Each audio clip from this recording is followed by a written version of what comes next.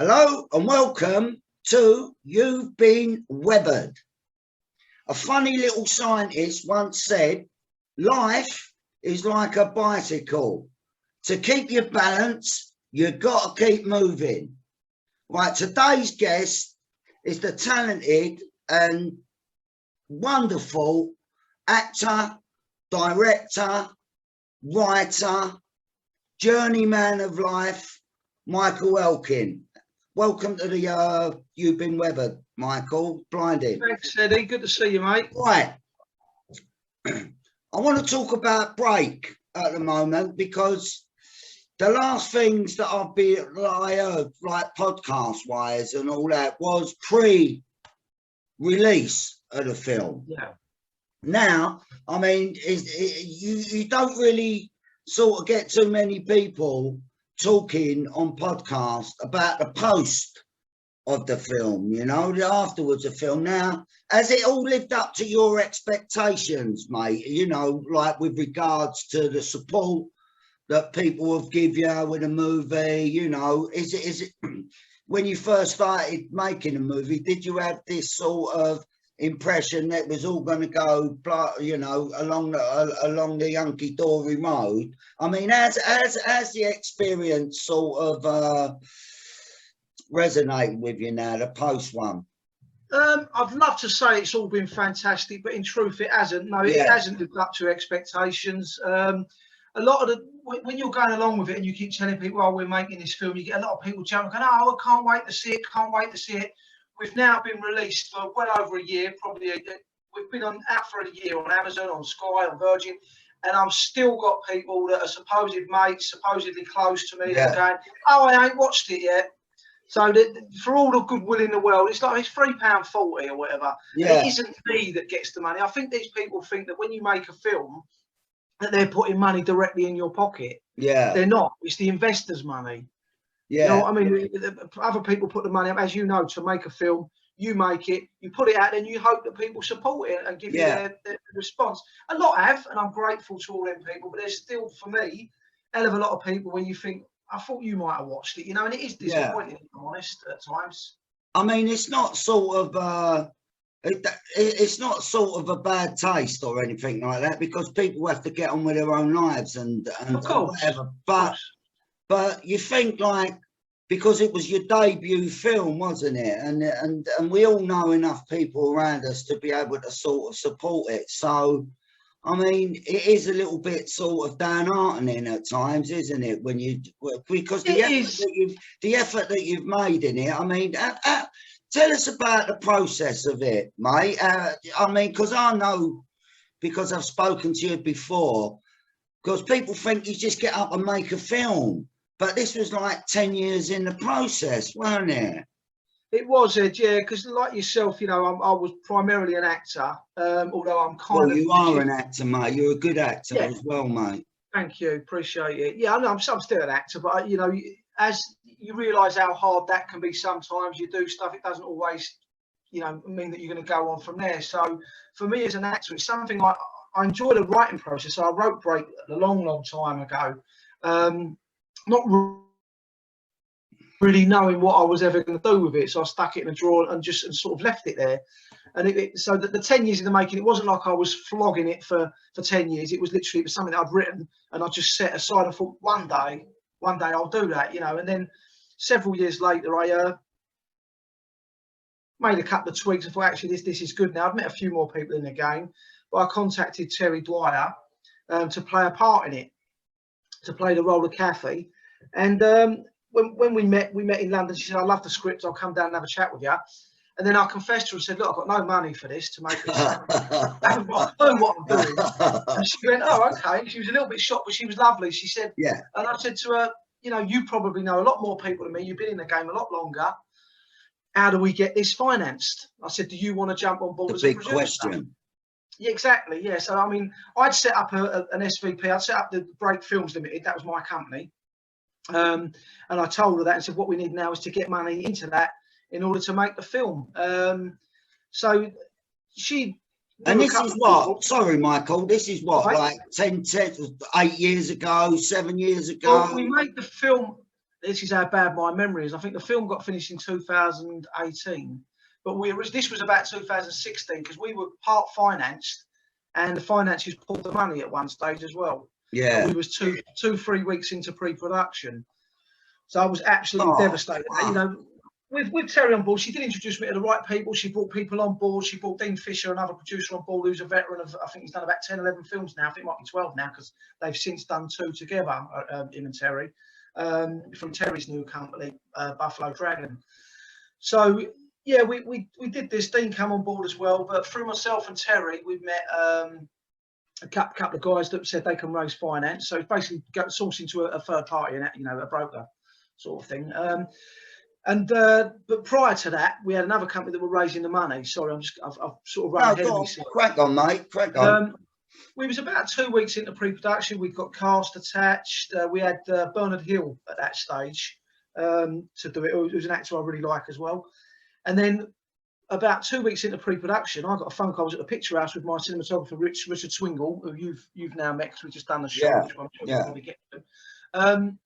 We was just having a meeting about, you know, going through the shot list and everything else. Got a phone call from Dean and he said, "Are you sitting down?" He said, "Got some bad news." I went, "Oh, you're joking me." I actually felt giddy. I won't lie. I sat down. I felt like the world had fallen apart for me. It was like I was that close to getting it done. And yeah, he said they pulled the money. I said, "But we've already spent like, I don't know how much it was, 20 grand or whatever." And he said, "Yeah, they've pulled it. They're not going ahead." So we then licked our wounds. I was prepared to give in, to be honest with you, and it was Terry and Dean that said, "Well, don't. You've got to regroup, keep going." And they kicked me up the arse, and we focused again. It took a year to then meet the guys that we met, Jeff Clark of Warrior Films, who then raised the finance for us. Got a couple of other bits of finance from some other contacts as well, but he was primarily the guy that raised the money. And yeah, a year later, we were ready to go. Bernard Hill was then contracted to something else. So our casting. You had to recast, yeah. Yeah, we had to recast, but how bad we got Rutger Hauer. Oh, well, that's what I was just going to say, mate. I mean, I was thinking about it this morning as I was sort of thinking about this this interview, and it hit me then really, because I remember in the 1980s when he made that film Hitcher, The Hitcher. Yeah. And I thought to myself, how did he come about then, Michael Rutger? I mean, that's a pretty sort of, from someone who's making a debut movie, just gone through casting, your casting's gone pear-shaped, all of a sudden, Rutger Hauer comes into the picture. I mean, that must have been a little bit of a process in itself, wasn't it? Yeah, it was. I mean, we started getting names landing on our desk. And like agents, you know, they'll sometimes go, "How about him?" And they put loads of names for it before they know the budget, before they know it's a low budget independent film. They just send out their clients because you don't always give them all the information. You just say, "We're making a film, make it look great." When the suggestions come in, you then try to, you know, negotiate. But when Rutger came through, I was going through, sifting through the paper, the photos, and I went, "Rutger Hauer? We're not going to get Rutger Hauer in this." And then we were sitting talking about it. I said, "Well, do you know what?" I said, "Let's go for it. Send him the script out and see now if he's interested." So we did. He was, bless him, a bit of a champion for first-time filmmakers as well. Yeah. Actually, if he liked the script, he'd jump on board. So the next thing that came back was he wants to speak to the director, i.e. me. It was my debut, so he wanted to see that I knew what I was talking about, that he wasn't going to, you know, jump on board with something that was going to be rubbish. And I ended up having to do a couple of Zoom calls with him. So I was phoning him up and having chats. And it's funny because I was driving. I meant to call him. I think we'd set a time because he was living in Holland, Utrecht, at the time. And I got the message, "You've got to call him at this time." And I was out with my little girl in the car. And as we was driving, I went, "Oh, shit." I said, meant to phone someone. I said, "Rutger Hauer." So I plugged the phone. I've got to phone someone, Rutger. Yeah.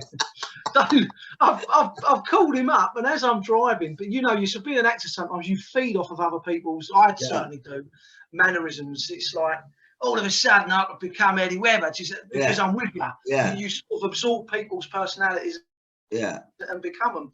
I'm chatting to him in a car, and all of a sudden I'm going, "Okay, that's great, Rutger. Yeah, good to talk to you, man. It's great. I hope you can join us on the film." And as I hung up, my little girl went to me, why were you talking in that ridiculous accent? I was horrified. No, I That's wasn't. amazing. I mean, I mean, I lived in Israel for 2 years, and back in 1986, and I mean, I mean, it's in my book and all that. I just got released from jail for a really naughty thing, so I was never, I've never ever been exposed to foreigners, sort of thing. You know what I mean? So Yeah.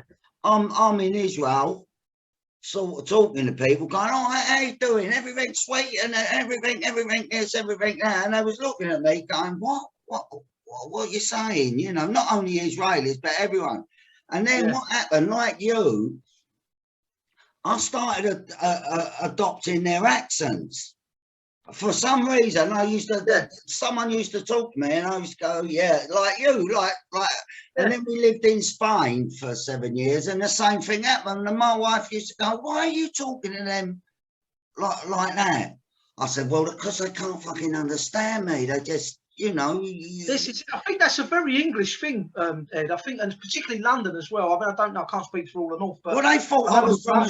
They thought I was from every country in the world, Swedish, but everyone used to think I was Australian. They used to go, "What's it like in Australia?" I was like, "What are you talking about, Australia? You're Australian, aren't you?" Come on, fuck, come to South London, sort of thing. You get that a lot, but we do that, I think, as Londoners as well. You tend to like that whole thing of speaking slower in an English accent when you're trying to speak a foreign language, thinking they can suddenly understand you. And I've done it. They do it in comedy films now. It's like, yeah, well, I do stupid things like that. Well, that's a very cultivated thing to do, really, because I remember I was in a petrol station once in Marbella, and there was this geezer there in an Arsenal shirt with white socks and sandals and all that. And there's this little girl. I didn't need the socks and sandals. The Arsenal shirt was enough. Yeah. And this little girl couldn't speak a word of English, and this geezer was going, "Charge me mobile. I want to charge me mobile." And I walked into the shop, and this little girl was going, "Que no entiende, no entiende, que." And he was going, "Fucking Spanish, you know, if it weren't for us, they'd be potless. They won't have no money." I went, "Hold up, mate." I said, "Look, you're in Spain. What are you doing? The little girl can't understand you." So I explained what he wanted to the little girl, sort of thing, in a bit of pidgin Spanish sort of thing. But as I said, that's quite a cultivated thing to do, to have the mindset to care about other people, to slow yourself. Not everyone does that from where you come from. I mean, there's a level of intelligence in that in itself. But anyway, bollocks, well, you know, it's Rutger. Yeah, so it comes over. Well, after that, we had two or three other calls. He phoned me just out of the blue, like, and catch me. He'd be out walking his dog out in Holland. It was pouring rain one day, and he was under an umbrella, and he had his lovely hat on, his sweater hat, and he had his phone, and he was going, "Hey, Mike, how are you? I'm walking my dog. Look," and he'd show me where he was and all that. It was lovely, you know. And we just, I must say, we hit it off, and I really have. To this day, I'll always be grateful to him, you know, because for me as a debut filmmaker to have Rutger Hauer on it was amazing. And even after we'd finished filming, he'd phone me up just for a chat and go, "Hey, Mike, how are you?" And just say, "Yeah, I'm still alive," and chatting, and, you know, we'd have a little laugh and a joke. And so he was really. So this must have been one of his last little projects. It was the last, I believe. The last film we ever made. Yeah. Even that alone's worth a watch, really, isn't it? To just sort of a swan song, I mean, you know. We had a little chat, which I would never divulge on here. But I don't think, without saying too much, but he wasn't, even when he was on set, he'd had the odd issues, which I won't go into, but he wasn't in the rudest of health. Back then. We had a little chat about stuff, you know, so I understood that. And but he was, I mean, but do you know what? He's such a presence of a man. And when he walks on set, and he's, you know, and he's very, very giving with the other actors. And he thinks, he's got so much going on. He was such a wonderful actor to work with. So that was amazing. I mean, but even the other cast, that some of you know, obviously Jamie Foreman was in it. David Yip, the Chinese detective. I love the movie. I think everyone should now, when they hear this, they should get the link. Well, you know, I mean, look, we do that at the end of it because there's so much more to sort of say about the film. I don't want to sort of hang it out about the movie all the time because there's so much more to say to you, really. And but the subject, the snooker subject, I mean, I know where you come from and I know sort of what you're about. And where was that a big influence on the content, the topic of it all, you know? To be honest, I used to go to Brixton Snooker Hall and have a beer. It was usually, for us, it was a late drink. Me and a few pals used to go down there at 2, 3 in the morning after we'd been to pubs or wherever else. And we'd go down there, have a little drink. You could sit in there till 3 the next afternoon, as I quite often did, you know, just sitting there playing Kaluki and all that. People would be playing cards and I'd just be sitting there. I'd rarely play. Sometimes I always wanted to. I love playing a little game of snooker or pool. I'm one of them people that like to stand up and go, look, there's a pool table there. I'll get excited. I'm still like a little kid. Let's have a quick game, you know. But most of my mates just wanted to sit there, get on the booze and play a bit of cards or whatever. And I'd sometimes have a bet on the horses. We used to have a bookie there. So it was mostly that. That's what you do, don't you? You was like, you got into that bit of professional gambling at one point, didn't you? I did, yeah. I'd go and have 2 or 3 grand on horse back in the day when I had it. I can't now, I ain't got it, but I still have a little level, but not to anything like that sort of amount now. Yeah. But yeah, I did it for about 2 years, and it wasn't until I ironed a load of money out on other stuff as well that I was getting involved with different bits of business and that I thought, what can I do now? And I was drinking with your old mate Jeff Bell. Yeah. In a pub called the Commercial in the top end of Roughton Road. For people that don't know, it's sort of Ernhill runs Roughton Road down in Brixton. And I used to drink in there with a few mates, and Jeff was often in there, big personality.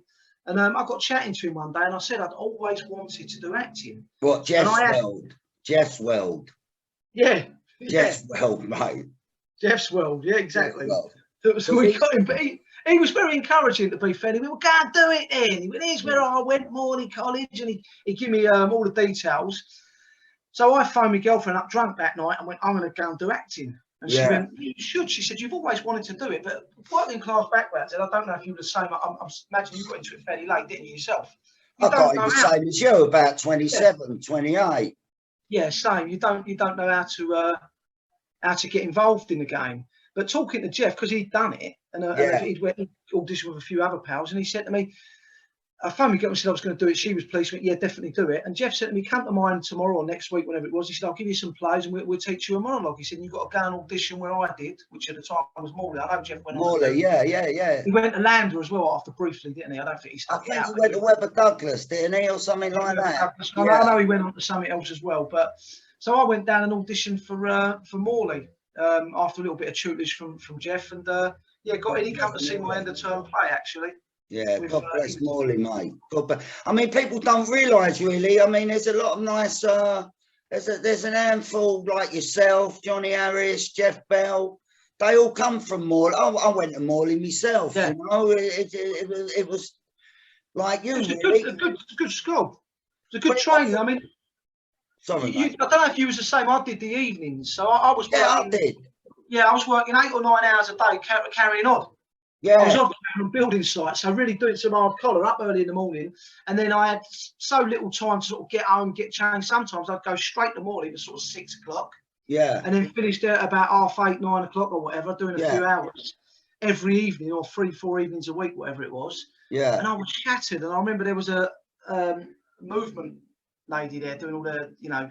It wasn't Val, was it? Was her name Val? I think it was, blonde lady, very pretty. Yeah. She had a go at me one day because I dared to yawn in the class. And she went, how dare you? I went, look, I said, I've been up since 5 in the morning lugging gear around on the building site, love. I've come out, I said, I'm doing 16-hour days, 17-hour days, grafting.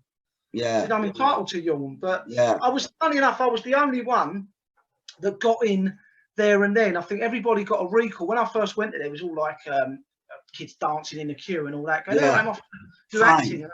Yeah, like fame. It was like something out of fame. And I stood there with my girl and I went, I can't have this. I've got to go home. And she went, no, don't. She went, stick it out. And I was the only one. Damien Goodwin, his name was, the guy, teacher. I think he's in Notting Hill and all that. Good, very good teacher. Yeah. But he auditioned me with a couple of others on the panel. I can't think where they were. And that might have been Craig Snelling. Craig was very good, and Tamara Hinchcombe with another one. Tamara was lovely. But yeah, they sat there and they said to me, could you wait outside for a minute? And I did. They said, come back in. They got me to do another speech. And they said, yeah, we'd like to offer you a place. And when, it wasn't until I got on the course, they took about 16 people. I think I was the only one that got in there, and then everybody else got a recall. So I was quite pleased with that. I was I was the same. I was the same. I remember going into the audition, and there was four people on the audition. Beautiful people. Brian Croucher, you know Croucher. Yeah, I've met Brian. Yeah. Brian, Peter Attard. Oh no, 3 people there was, and Roy Kendall. And I went in, and I was just doing Macbeth with the London Bubble at the time. So I had all this. I had this soliloquy all sorted out to say and all that. And I was sitting down talking to them, and they said, "What speech?" They was finding out what what you've been up to, what do you do, and all that. And at the time, I was a fly pitcher. I used to open the cut. I used to do these dodgy earrings in the, like the 9 karat gold dodgy earrings, right? So I got up, and I was just about to, if it were done when 'tis done, then Peter Attard went, nah. He said, "Show us what you do when you open a case." I went, "What?" He said, "Sell us some earrings now." And I went out and just went, "Stolen property!" Well, bang, bang, bang. And the same as you, they went, "You're in, mate. You're in. Don't worry about it." But it was a funny story, really, Morley, because it sort of quite looms large in my personal legend as well. Because like you, I was auditioning on a Friday and a Thursday and a Friday, and I turned up Thursday. And I thought, I can't do this. I can't do this. There was a big queue and all that. I went, I'm going home. I can't do it. And I actually went home. And that night, I went home, mate. I went home. I said, I ain't doing this. Anyway, I was lying in bed, and there was just something inside me canister just saying, what you doing? You want to do this thing. This is the sort of things that you got to do. You can't fall at this sort of hurdle. So I thought, fuck it. And I went back the next day, and there was no one there or anything. And I walked in, and that's when I met my wife. She come through the door. Yeah, she come through the door, and it was like a thunderbolt, mate. I went, right. Hit me like, Jesus Christ, I've never seen anything like this. This woman is absolutely fucking beautiful. And from that moment, I was totally obsessed with her. So, cut to sort of 28 years later and 2 kids, that was Morley, you know what I mean? Yeah. Cool. It was just something. But anyway, coming back to the snooker and all that, and coming back to what you said about how difficult it is for people who come from our environments to get involved with the arts, especially back in the day, because no one knew nothing. I mean, my dad thought I was what are you talking about? You want to be an actor? He's laughing at me saying, so did you have any? I didn't have any support at all, sort of, in that. Apart from the funny thing is, my old man, despite the facts probably similar to your old man, he'd had a bit of a checkered past, a bit of a background, nothing too major, but he still, despite what he'd done in the past, he'd done all sorts, my dad, but he also loved the course. Yeah, exactly. Yeah, working class blokes. Your dad's always done something, and Half for the course, But he was very much. He enjoyed films and all that. And years ago, he was a stand-in for John Voight. Oh, really? And they got on really, really well. John Voight slept on a sofa I think they must have lived at Beckett House then in Stockwell. So he slept on a sofa in a tower block when he was starting out, John Voight. My dad was his stand-in. Then when he got a film called The Revolutionary years ago, John, he phoned my dad up. My dad at the time, I think, was pregnant with either me or my sister. I think it was my sister. So it's before I was born. We're going back along, late 60s. And John phoned him up and said, Chisel, because my dad, everyone knew him by his nickname. And he said, Chisel, he said, I've just cracked it. He said, come over. He said, I'm filming a film called The Revolutionary, so I'll have you with me. And my dad was sort of like keen to go. And, yeah, I'll go. But he was a little bit of resistance to it. My mum went, there's no way you're flying about around there with him while I'm pregnant. Yeah. She said, and leaving me. So it never happened. And they kind of didn't care, did they? No, it kind of lost touch with John. But for years, he then, like, a lot of the chaps used to do extra work because it was a good way to do stuff. Yeah. And years ago, that I think Central Casting was the biggest agency back then when my dad done it. They used to get a lot of work. Like, you'd go and get 4 or 5 days a week at a £1 a day or whatever. They paid back maybe 50 quid back then. And a lot of the chaps used to do it as a bit of side work while they were doing other stuff. And he did a film called Roger Rabbit. Was it the Who Framed Roger Rabbit? Bob Hoskins. Yeah, and him and his brother both worked at the National at one point doing sets and all that. My old mate used to get the sack everywhere. Yeah. He'd last for a little while, then he'd chin someone and he'd get the sack. He was very quick-tempered, and he got the sack from the National, whatever. Yeah. But when he was doing Roger Rabbit, Bob, Hoskins, Bob Hoskins knew me dad from there. So when they'd done a scene, they was doing a scene, Frank Odge, I think, was a director. They were doing Roger Rabbit, and there was a scene in it where the guy kept messing it up and he couldn't do the American accent and whatever else. And he said, Frank put his hand and said, I can't have this. He went, who we got it? Can someone else do this? And Bob Hoskins piped up and went, my mate Chisel will do it. Oh, blinding.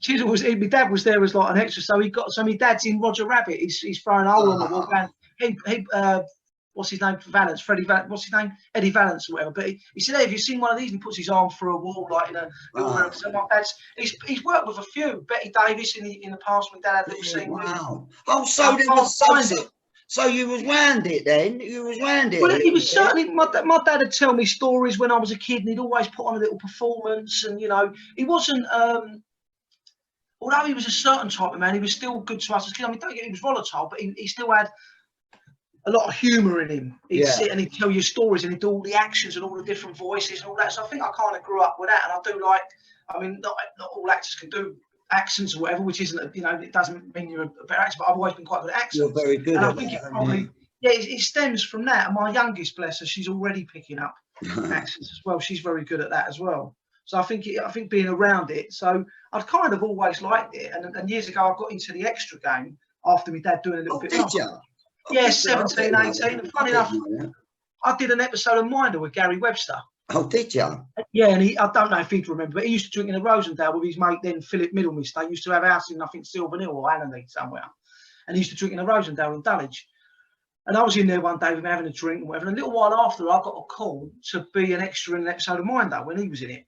And we was filming not far from where I live now, but we was filming in Woolwich, some club. And I was chatting to him there, and he went, "Oh, Mike, we should have had a drink the other day in the Rosendale." He was a nice fella, Gary. We was chatting, and I said, "I really want to get into this." So this shows you the stop-start. So I said, "I really want." And he went to me, "Stop doing extra work. Yeah. Go to drama school." Yeah. He said, "And do it." Who said that, Gary? Gary said that. Yeah. He said, "Otherwise, you'll never do it." And it stuck in my head. Although I never did it then, it wasn't years later till I met Jeff Bell. Yeah. But it was always like a stop-start for me until I met Jeff and actually then proceeded to go ahead and do it. But there'd always been little avenues where I could have done it earlier. Yeah. You know, in a way, I'm a bit gutted that I left it so late. No. It might be a blessing sometimes when you're a bit more mature, you understand the game a bit more, and you're a bit more realist about it. You get it when you get it, don't you, really? I mean, at the end of the day, Let's hope I get it. Yeah, you will get it, mate. You will get it. So it's sort of, so when you left Morley College, obviously, you got yourself a little agent and started doing the bits and pieces. Because, you know, you're a terrific writer. And I mean, as a director, you're a great actor as well. But, you know, like I said to you before, we've just done this little... your film about Ken Lawton, mate. I mean, I was watching you on set, and I was thinking, how do you do that? I mean, I couldn't do it in a million years. How do you see them little scenes? So you leave Morley College, you come out, you get your agent.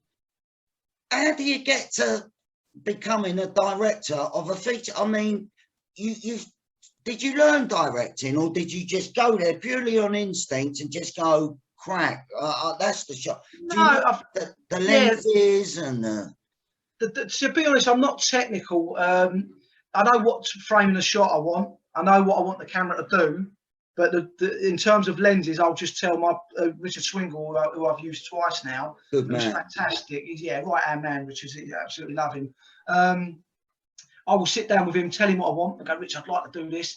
And the lens size I'll leave to him, but I'll tell him what framing I want. And if I suggest something that's a little bit beyond our budget, something that can't be done, something I might have seen in a big movie, he will pull me out and go, no, we can't do that, but we can do this. So he will always have a suggestion. So that's why I like working with him. He's very very knowledgeable, very easygoing, very helpful. You get some, I mean, when I was doing Break, I interviewed a few cinematographers. And I won't mention names, but I had my mate Mark Nutkins, another good cinematographer I had initially lined up for it.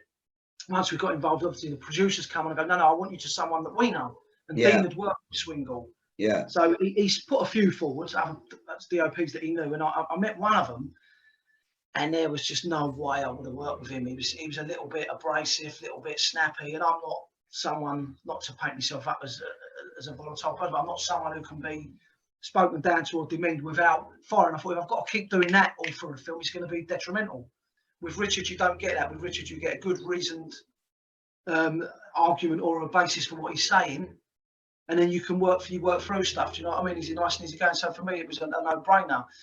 In terms of how I got there, as I say, I've written Break, but along the way, I've written other scripts as well. Banshee and all that. So I did do a little short called Banshee. I directed that by accident. I had no intention of directing that, but we were struggling to get someone, and the girl that I did that with said to me at the time, the producer, Catherine Lane, her name was, said to me, "Why don't you do it?" She said, "You've written it, you can do it." I said, I don't know how to direct. So then from that, I literally went down a tunnel vision of reading up, learning loads of how to direct and what to do. You know, to be honest, I think mostly a director's job is getting the best out of your actors, and having them trust you. If you've got an actor and you're asking them to do something a certain way and they've got no trust or faith in you, then they feel silly doing what they're doing, or they don't feel it's the right choice. You've got to give them their own head as well. So that was with Banshee. With sending other scripts out, I suddenly started seeing my ideas getting put out on my scripts, and I was thinking, I've come up with that, and I'll send that to the BBC writers' room, and I'll send that to a company of Channel 4, and it's got done. I'll see 4 or 5 clear-cut ideas that I thought, that's mine. I wrote that. Comedies, a lot of them were. I've done, people don't think because I've done Break and now the Lawton Project, but I'm actually quite funny. And I've got quite a good sense of humour, particularly in the writing. So I've got quite a few comedies that are sort of backed up that I will work on at some stage. So I started sending them out and seeing them. So with Break, when I actually thought I'm going to get this done, I thought there's no way I'm sending this out because I know what will happen. Someone just go, oh, yeah, snooker. I didn't think anyone had done snooker. And it wasn't necessarily the snooker that got me. It was like I said to you earlier about the Brixton snooker, all the characters in there. There was a guy in there that used to get in there. And he was an absolute fantastic player. Apparently, he'd beaten Jimmy White because Jimmy used to pop down there. He'd even, I think, given Hendry a good game in there one day as well. He's a top player, but his old man was a bit of a villain. And when everyone kept saying, why don't you turn pro? He just kept going, no, I'm all right. I've got a few quid. I'm doing stuff for my dad. But not knowing how much he could have earned on a snooker circuit. So it was more that attracted me. And I thought, well, no, I've got to stick to snooker. But along the way, a lot of people were saying, change it. Don't have snooker. Snooker's boring. Change it. So, I mean, that was a challenge to make it more energetic, more, you know, because people straight away go, if you're not into snooker, which I don't think you have to be to enjoy this film. I mean, funny enough, a lot of the people that have actually really liked this film tend to be women because there's a heart, there's a heart to it and a message to it. Yeah. Although there's some villainy and a little bit of gang sort of stuff in there, it's not an out gang film, but there is stuff like that in it as well. But there's also a lot of heart to it. There's a lot of emotional stuff in there, and a lot of that was based on my own dad, who I knew growing up had been away. You know, when I was growing up, before I was sort of born, whatever, he wasn't like one of these where I grew up and he was away. He wasn't, but he'd done a bit years ago, like as a younger man growing up in where he grew up. And then he got cancer and died, albeit a lot later. Bless. So I sort of put all that into it, but in the film, I'm telling everyone the plot of the film now, but yeah, so a lot of that was all personal experience going into it. I was never any good at snooker. For me, it was the parallel was kind of me getting into the acting game, because I thought, you know, that came about for me, but for him, it happened to be that he was a talented snooker player in the film, of course, played by young Sam Gittins, who you know. No, Sam, I love the film. I think everyone should watch the film. I mean, not because it's a good film, but because of the effort, you know what I mean? Your effort alone is worth people just, paying a £5 or something to watch it. Less than that. I think the rent is about £3 quid, £3.50 off Amazon at the minute. I don't know what it is on Sky and Virgin, but £3. You're seeing a fantastic director's debut. You've got Rutger Hauer's last ever movie. You know, you've got Jamie Foreman in it. You've got professional snooker players in it. I mean, the plot is great. It's great, mate. And I'm sort of a bit gutted about with people not really sort of jumping on it, you know. But I think a lot of it was low budget film. Not only that, the effort. I mean, you went over, didn't you? Yeah, that's not saying I okay. Completely divulged, but yeah, it was a kind of no, fair enough. But I mean, there wasn't, you know, you got ill, didn't you? Like making it really, and yeah, it was.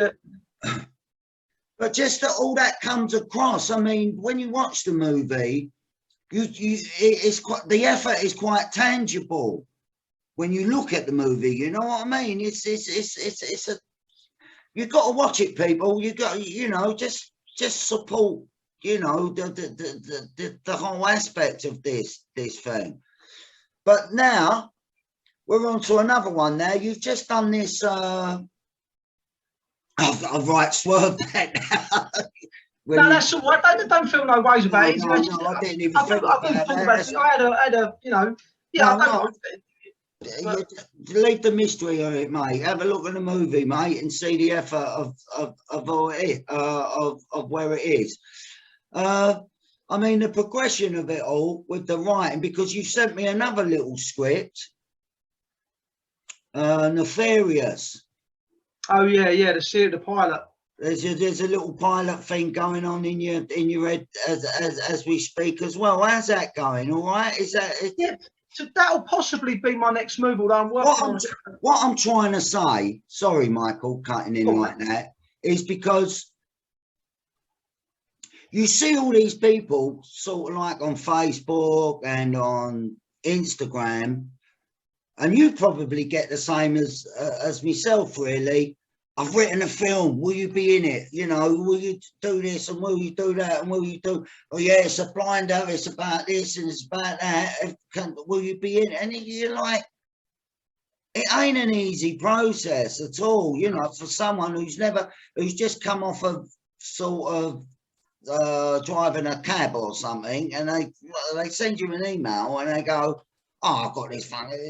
Can you get in touch with Jeff Bell for me? Can you get in touch with Tamara? Or can you get in touch with this? And you're just like, you know, and the reason I wanted to go through this, it's not an easy process, is it? I'm not saying for people to stop doing that, but it ain't as easy like this social network as give everybody a sort of sense, a false sense of security, you know? Yeah, it has, and it's true what you're saying. I mean, since Break came out, and I'm not against it, and it certainly doesn't bother me. It's quite nice that, but I was getting initially 3-4 messages a week from people going, oh, I've got a project you should look at. I've got a project. I want to write this. I want to write that. It's like, I can't write everyone's projects, but you don't want to be impolite to people. You want to say, look, and a couple of them I had looked at, and with the best of intention, I said, this is a really good idea. You know, I'd like to get involved with it, but I'm doing my own stuff at the moment. And with the best will in the world, you think I'll get back to it once I've done what I'm doing. But then you get so waylaid with your stuff, you know, because I know you're writing lots of stuff all the time. And it's hard to pull yourself away from what you're doing to suddenly jump on someone else's idea and someone else's passion. It's not even that, really, is it? It's people don't understand. Because I said to you the other day, like, I sent a script saying, you know, will they nick it, like what you said? But actually, to go and make a movie, it's just not easy, is it? I mean, why are people going to nick your bits and pieces and nick that, unless it's the BBC and all that, and they've got sort of trillions of old people's money that they're ripping them off for and all that, you know, to make the movie. But it ain't an easy thing to do, really, is it, to make a movie? No. You know, it's really not. It's one of the hardest things in the world. I mean, even the one we just done, the LAWTON project, which I'm sure we'll get to, there's so much to pull in and to think about, and it's got to be paid for, and it's, you know, and the actors, you've got to get them to a script they like, and when you're trying to get people in it, it's like, even I was conscious with you of thinking it's a short script, so you think, although I know you, but you can't ask any webber to come in and go, would you do 2 words, or would you do that? And I wouldn't do that to anyone. I always try to give the character a name. I always try to give them a fair bit to doing it. Not always possible, but with yourself, I mean, I was grateful to have it. I thought, that's great, I'm going to have it. And you kind of max it out a bit. You sort of add a few more lines here and there and all that. But I know with you, it's great because you can just say, look, this is that, and you can think on your feet and bring stuff to it. But I think when you send stuff, or when you get sent stuff, but you know, you read it and you think, how far is it? I've said yes to projects and they never see the light of day. You know, and I'm not knocking that, because it is really hard. And that's, I think, the reality that a lot of people need to understand. And I think a few people, since post-break, I've had little comments like, I'd like to be a pound behind you. I'd like to have, you know, they think suddenly you're a multi-millionaire. It's like, it ain't my money. I've made a film with someone else's money, and I'm desperate to get their money back to them. So I can then say, can we make another film? I'll take a wage off it. Yeah. That's it. I'll take a wage. I don't get, you know, I'm scratching like everyone else said. Yeah. Yeah, of course, mate. But as soon as they see film, they think, oh, they're all rolling in it. It's like, no, millionaires, yeah. A lot of what we do out of passion and love. We're writing a script because we enjoy it and we'd love to see it made. Well, I think it's all ballsed up, because when I first started, I blame Murdoch. I blame Murdoch for everything. I do. You know, just absolutely everything. Because when I first started, I mean, I started a bit before you, sort of thing. About 1989, I went to Morley. But at that time, it was just terrestrial TV. You know, you didn't have Sky, you didn't have nothing. So you had Birds of a Feather, The Bill, Casualty, The Detectives. You had all them little shows where people like ourselves, there was always a little job in it. And even if you'd done a day's work, you'd get 1,500–1,600 quid in like 1990, you know? Yeah. And then that Murdoch, and then that Sky TV come along, and what happened, it sort of took the working classes away from terrestrial TV, you know, because they started doing all that Big Brother and all that reality TV and all that. So all the working classes just left to go to Sky TV, and then the equity card, because you know what it's like yourself to get an equity card. It's hard work, isn't it?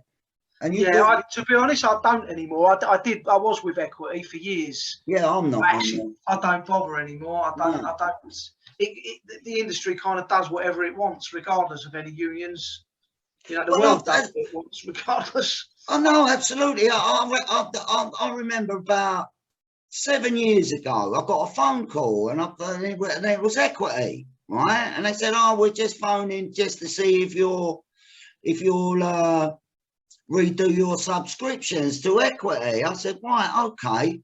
I said, "I've got 4 films out there at the moment with back end deals, right? I ain't seen a penny. I ain't seen a penny." I said, "Can you go?" And one of them was with Mike Lee as well, you know. I mean, I know he don't really he's not that mainstream, and he's more European sort of thing, but it's all profit share. And so I said to Equity, I said, "Mike, I've got these movies out here with back end deals. Can you get me my money from these?" And they went, "Well, what sort of films are they? Are they the BBC?" I went, "No, they're independent movies." He said, "No, we can't do anything about it." I said, "Well, what are you calling me and asking me to pay you money for?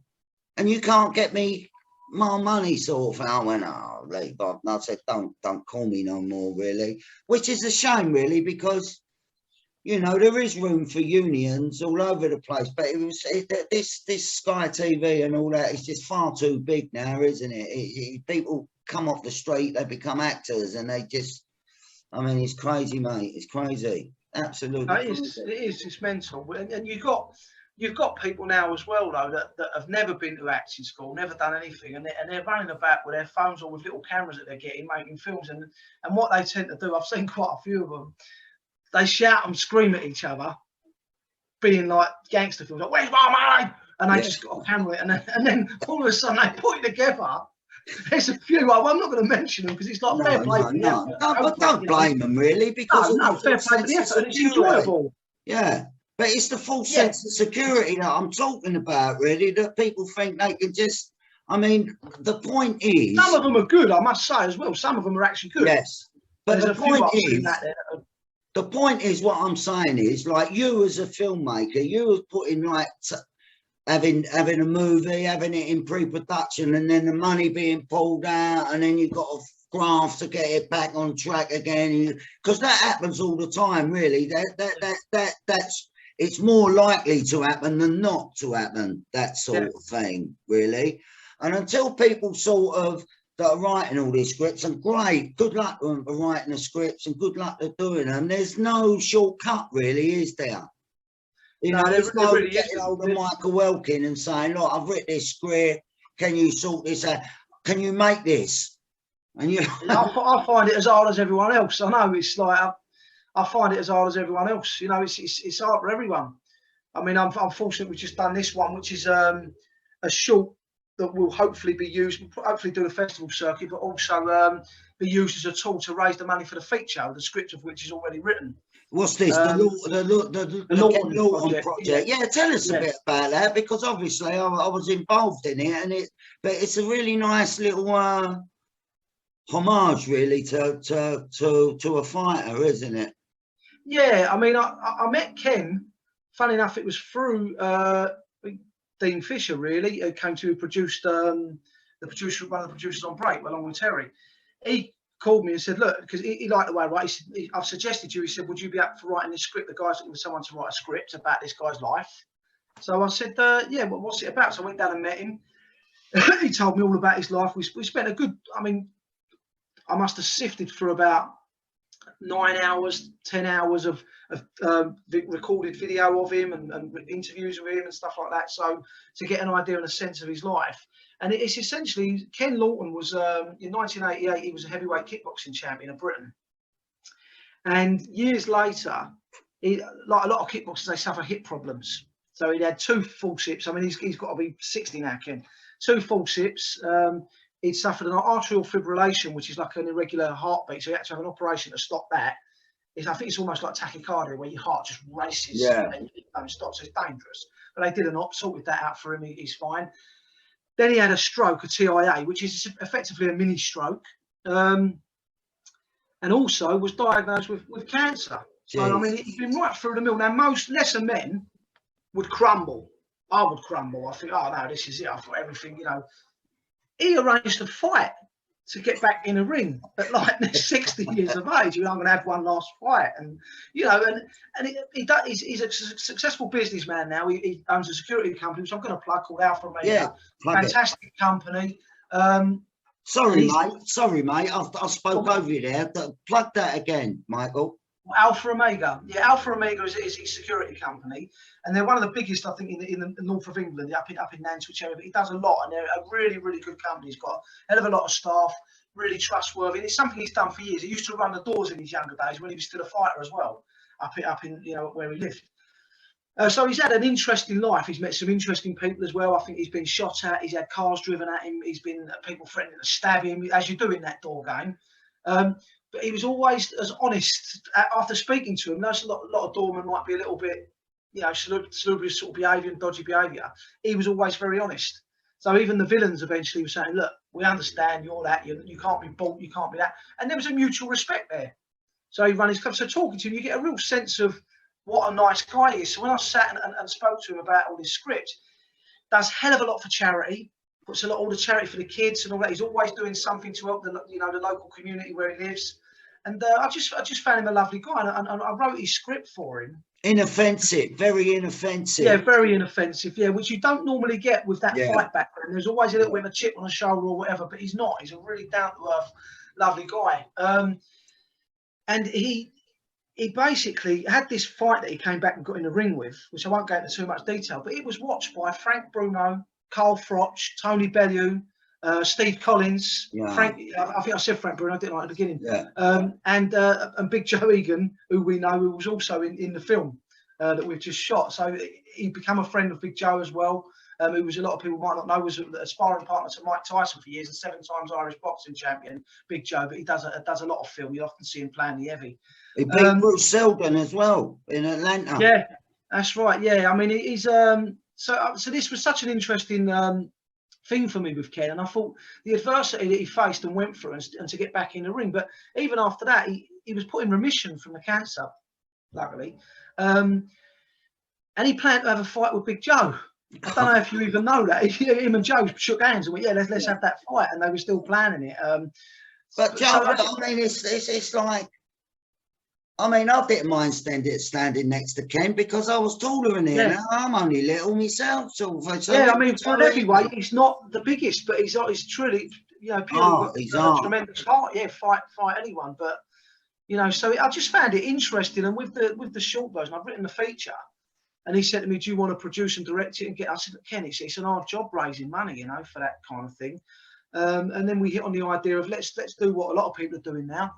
Film a shortened version of it, like a trailer, and then get it out there to raise the money. So this is what we want to do, you know. But with this film, I thought, okay, I'd like to do that, but I still want to make a film within its own right. Then you can try the festival route as well, get going a bit more interest.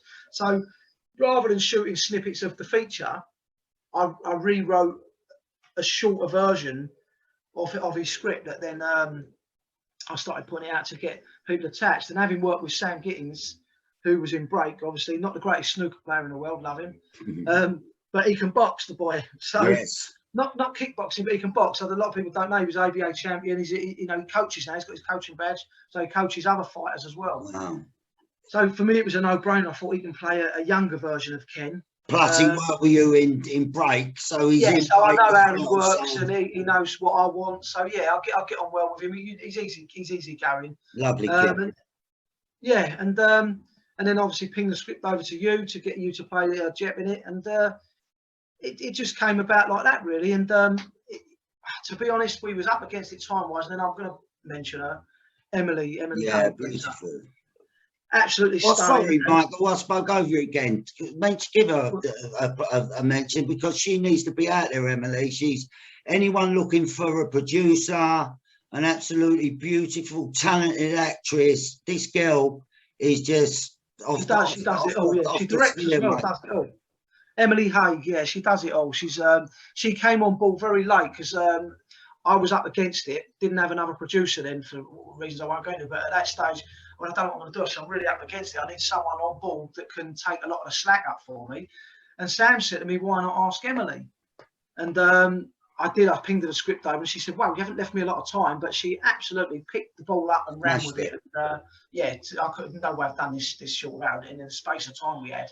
But she was fantastic. So yeah, and jumped in front of the camera as well to take one of the role, the nurse role. But yeah, so really pulled it together for us, really. And I'm really happy with what we shot in a relatively short space of time. Looking forward to people seeing it and to getting it out there. Yeah, it was fantastic. It was just amazing to see your work. Like I said after the thing, I was just so impressed of what you was doing, because you totally commanded the set, Michael. You know, and no one sort of, because it's like you said earlier on, really. It's very important that a director is a powerful person, you know, and actors, especially actors that have been in this sort of business for quite a while, you know, respect them, really, because I've been involved in projects where people had no respect for the director whatsoever, and the actors are sort of very unprofessional, you know, sitting in their dressing room smoking fucking skunk joints and all that, and then coming out and the director saying doing that, and I'll leave, we'll do this and we'll do that and we'll do that. But it was amazing to see your work, really. You know, I've seen you work as an actor, because you also done the Wee Man as well, didn't you? You've been involved. But the thing that interests me in one of your projects, and we'll come back to the Ken Lawton one, we'll finish on that and get all the details of Break and everything, was this Still Life, what you've done with Eddie Marzan, and and your first Pasolini. impression with the director. I mean, that's a good little story in itself, you know, your first impression with the director. That was funny because I mean, if people haven't seen Still Life, it's a beautiful little movie directed by a guy called Roberto Pasolini.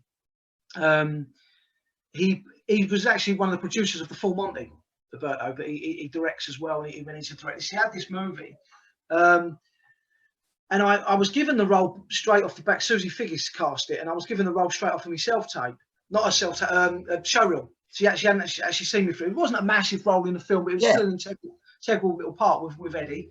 And so I got the part, and when I went down to set, I've got a bald head, you know, a bit of stubble and sweatshirt. And at the time, I was carrying a bit more timber than I am now. I've actually lost about half a stone in the last week or so. But I was carrying a bit more timber. I went down, and he's walking around, and he's scratching his chin. And as he walked past me, "Oh, hello," he said, "You are playing the caretaker?" And I went, "Yeah." I said, "Oh, Michael." Shook his hand. He went, "Oh," and he looked me up and down, and he looked a bit gutted. And I went, "Sorry." I went, "Are you all right?" And he went, "Yeah, you look like a thug." And he walked away. And I thought, okay, that's nice. Obviously, it don't help with the way I speak. So I followed after him and went, "Alberto, sorry, can I said, listen," I said, "please don't worry about the way I look." I said, "How I act will completely soften that and take the edge off it." I said, "Whatever you want me to do, it'll be fine." When we got on the set, we had a scene in the house with me and Eddie there. Eddie's picking stuff up off the side, and I'm in the background talking to him, reading the card and feeding him information. And he's picking something up, and so Roberto's gone upstairs looking at his monitor, and he said, just keep it on Eddie." He said, "And have Michael soft in the background, like behind him." So I thought, okay, that's nice. I'm not even going to really get in this film. And he did the first take of it, and I delivered my lines, and he come down the stairs and went, "Where is he?" He went, "Michael," he went, "Beautiful." You know, our Italians are very passionate. "Beautiful." He went, "Go again." He went, "Put on mic," and ran back upstairs to his monitor. So they switched the camera around, and then I got a bit more of a look in. But it was just about softening that. And I see him at the screening in, what's the little independent theatres in Victoria? I can't fit it. I should know. My mind's gone a blank at the moment. But it was showing there, and I didn't know. I went down to see it, and he was there giving a talk. And I was sat in the audience. And he went, he said, "One of our actors, Mike." And I had a quick drink with him after. And he said, "You're the only one." He said, "I never cut one single word or line or anything." He said, "Your delivery of what I wanted."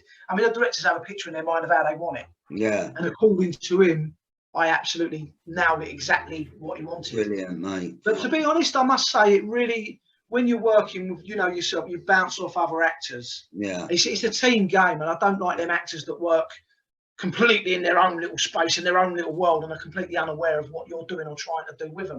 It's about that connection. Yeah. And working with Eddie really helped me because he's so subtle, but he's got the little nuances where he's so watchable. Yeah. So to work with him, it really helped me to you know, to bring that character down and bounce off him. Yeah. Sort of. I mean, this is the problem these days. That's the problem these days with these self-tapes. I mean, I just don't understand.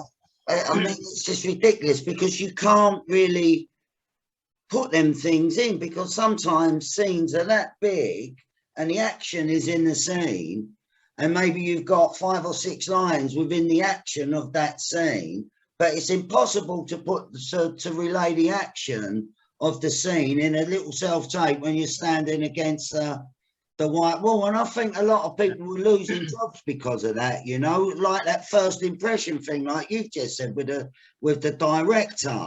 You don't get a chance to be alive with them, you know. So you don't, and it's also about that change as well. If you go into a room and you do your version of a take, if you do it on a self-tape, there's no one to tell you that's wrong. If you do something in a room, the director can go, "Okay, that's great, but the way I see it is like this," and then they get to see if you can do what they've just asked you to do. So what do you look at? What do you look at as a director when if you have to look at self-tapes or someone sends you a self-tape? I mean, what is your perspective of that audition? What do you, because you know the process. Yeah, I think it's you tend to have a preconceived idea in your head of what you're looking for and how it should be delivered. I think it's more or less about you capturing that, because you can always tease more out of someone or tell someone to tone it down a bit, that's not really a problem. I think for me, it's always about that natural delivery of someone saying it, but with intention. I've got a good friend of mine, Marn, who's directed a lot of stuff as well, but he's now off doing his, you know, he works on some big productions, you know, he's done some big stuff. But he said to me years ago about acting, because I was always saying that it's sometimes it's about doing nothing. And he said, yeah, but there's doing nothing and there's doing nothing. Yeah. And I think there's a fine line between an actor just reading the lines and doing what they're doing without actually anything and being so still as to not be interesting. Yeah. So I think there's sometimes it's that interesting look or that interesting character, and there is a certain way to deliver something. You could get 10 actors in a room, give them a script, and 9 of them actors would all, if it's a standard sort of how you would normally speak, they're all going to probably deliver it exactly the same way. Yeah. With maybe a slight nuance. Then you'll get that one actor that, for whatever reason, reads it and interprets it slightly different. And it might be just a chat. I noticed that with young Sam actually on Broke, because how I saw a couple of things in my head, how I would have done it as an actor, he didn't. Just his rhythm of speech sometimes was slightly different, and I liked it. You know, you don't always, but with him, I liked it. I thought, actually, I like the way you do that. It's just, we all bring our own personality to something. Yeah. And I think that's what it is. I think the thing is, it's not to act, isn't it? It's if you get on a camera and you walk in and suddenly you're this persona and you're acting and you're seen to be acting. For me, that loses me. Yeah. I think I want to see an actor being. I want to see them actually feeling it. But sometimes it's very difficult on these. I mean, I'm only saying this because you're an experienced director and there might be some young actors sitting here looking at this interview sort of thing. So the sort of tips that you can give them for when they do it, like my boy Barney and all that, you know, he's left drama school in the middle of COVID and he's not had no end of term production. So he hasn't had any run up to it and he's getting these self-taped, but he's never had no, I mean, they've got the likes of me and you but I'm his dad, he don't ask me nothing anyway, you know what I mean? So, you know, is there any sort of little tips that you can give these young actors that are doing these self-tapes? Because the established drama schools that they go to, as we both know, is nothing like the reality of the world, you know what I mean? They get these concepts of what they've got to do. In my day, they said you have to turn up to auditions with big stacks of photographs and CVs and just total concept, which I think what drama schools do. I think the way that you've done it and the way that I've done it and the way that Jeff done it and the way that Johnny Harris done it. I just finished watching Johnny Harris actually in a Netflix series, Troy. Oh right, yeah, that's with Brad Pitt. No. Not Troy.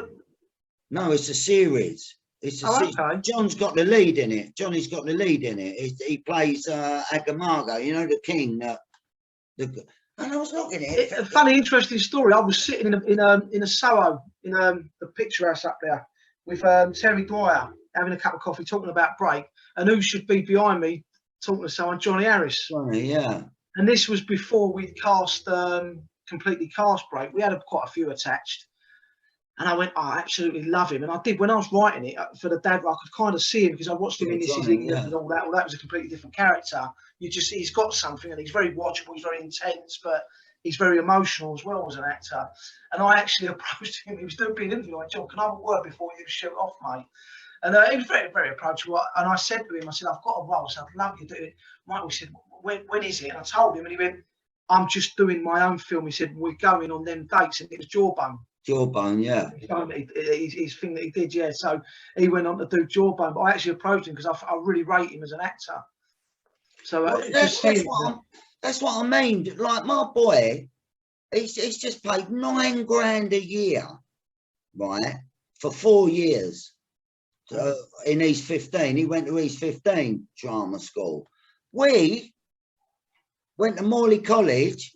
I can't even remember if I paid any money I think for the year, I think it was about $1 grand. If that, might have been less. I don't think I paid anything, mate. I can't remember, mate. You probably had Jeff let you in at the back door like the old owners. Yeah, like in the cinema and all that. But what I'm saying is, there's Johnny Harris, you know, doing a lead Netflix series, you know, yourself doing what you're doing, all your acting, you're doing movies, you're doing this. Jeff Bell, you know, all the stuff that he's done, we've probably done more than the majority of people that went to drama school, you know. Do you know what I mean? Yeah, I'm not talking about the 10%. I'm talking about the 80%. Because I know, because my wife, when I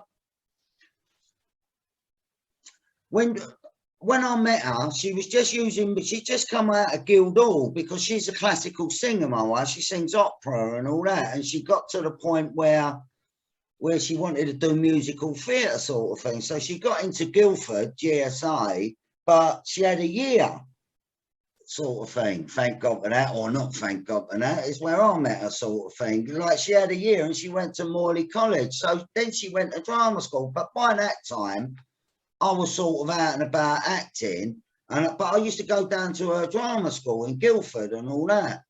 Do you know what? Apart from two handful of people, I've never seen anyone else from that drama school do anything. You know, I don't think that even it's funny how many people don't. I mean, your crop was quite. Were you at the same time as Jeff? Well, I left. I think it was a 2-year course, Morley College, wasn't it? Yeah. So what happened to me, after about 7 months, one of the teachers said to me, mate, you ain't got to do this. I'll get you with the agency I'm with, right? So what he done, he got me with a cooperative agent called, which I suggest every young actor sort of gets involved with at first before they have these illusions of Curtis Brown and United, and are fantastic if you can get hold of them. But if you can't get hold of them, get into a cooperative, because especially in my day, it was the actors that were agents for the other actors in the co-op. So you'd be on the phone to Susie Figgis, you'd be on the phone to Susie Paris, you'd be on the phone to Michelle Gish and Marilyn Johnson and Nina Gold and all that. And so you strike up a little relationship with them all. So yeah, but Jeff, I think, so I left. And then when I left, Jeff joined the next year or something. Yeah. And then as far as I go, thinking about the crop that I was with at Morley, I think I'm the only one still at it. And the funny thing is, my teacher at the time, tomorrow, said to me, she went, I worry about you. She went, you think it's easy. She said, when you go out in the big wide world, she went, you'll realise it's not easy and you'll quit. I never quit because I think it was Kissinger said, the absence of alternatives clears the mind. I didn't have anything else that I wanted to do. I'd done the whole gambling thing. Didn't have nothing else to do, mate. What do you know? Nothing else to do. So what am I going to do now? I'll do that. And I enjoyed it. I loved it, you know. Yeah. And it is a struggle. Any actor that you've got, of course, some that fall into full-time work. They fall into a series, which I always said I would never do. When I come out, it was going to me, you're an actor, why aren't you in EastEnders then? It's like, I don't want to do EastEnders. I would rip their arms up now. They offered me a contract. But you've done EastEnders anyway. I've been in a few episodes over the years. 4 episodes of EastEnders. Yeah, I have. Yeah, but I think it's good to have that, especially when you get older.